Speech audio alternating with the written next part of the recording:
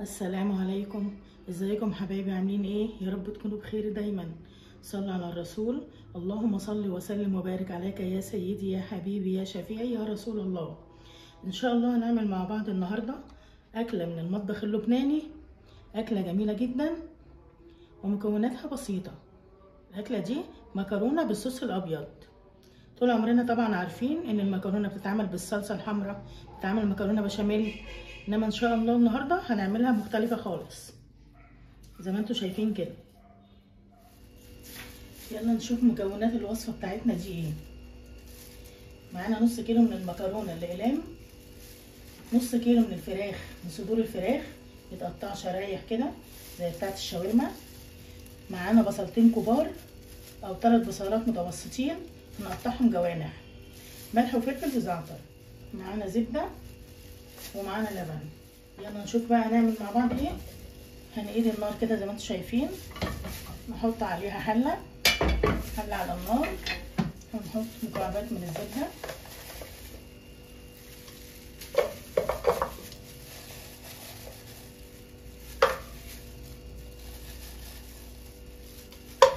حوالي 4 مكعبات كبار، عليهم معلقتين من الزيت، 1 2. حطينا زيت علشان السمنه ما تسودش. طبعا نقطع الجوانح هنعمل ايه؟ نقطعها نصين كده زي ما احنا شايفين كده، ونقطعها بقى من الجنب مش من الدوائر، لا كده هنقطعها كده من الجنب صوابع كده.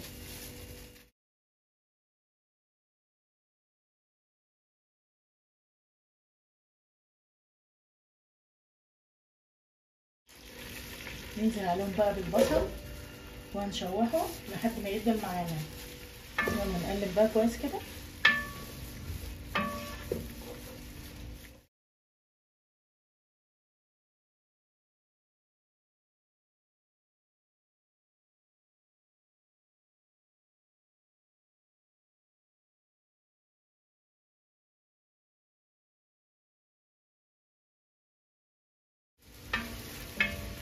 اللهم صل وسلم وبارك عليك يا سيدي يا حبيبي يا شفيعي يا رسول الله، عليه افضل الصلاه والسلام.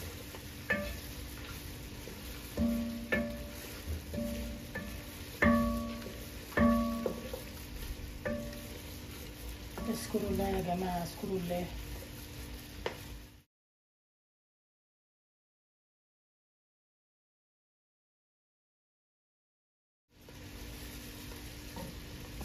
هننزل على البصل بقى ومعلقه صغيره ملح، معلقه صغيره زعتر بودر، معلقه صغيره من الفلفل الابيض. نقلب بقى كويس كده. الاكله دي محتاجه 3 حاجات من البهارات: ملح وفلفل ابيض وزعتر بودر، بس مش هتعوز حاجه تانية غير كده من البهارات. هننزل عليهم بقى بنص كيلو الفراخ اللي احنا مقطعينها، هنشوحهم كويس مع بعض كده لحد ما الفراخ تدبل معانا خالص اكنها استوت.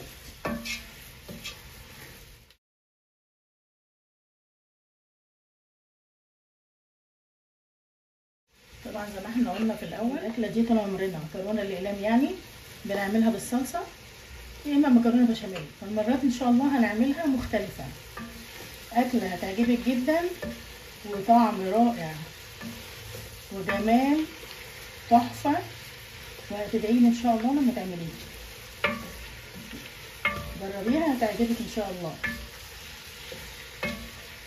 عندما اقلب فيها كده لحد ما يغلت خالص وكانها داخله على السوا كده.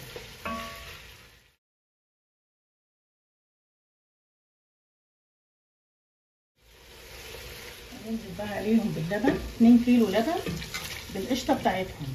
لو عندك لبن بخيره بس يكون كامل الدسم يبقى جميل جدا برضه. هنقلب بقى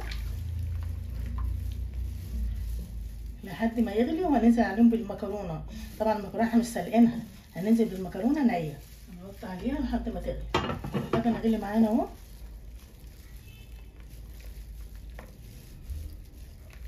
هننزل عليه بقى بمكرونه نيه زي ما انا قلت لك،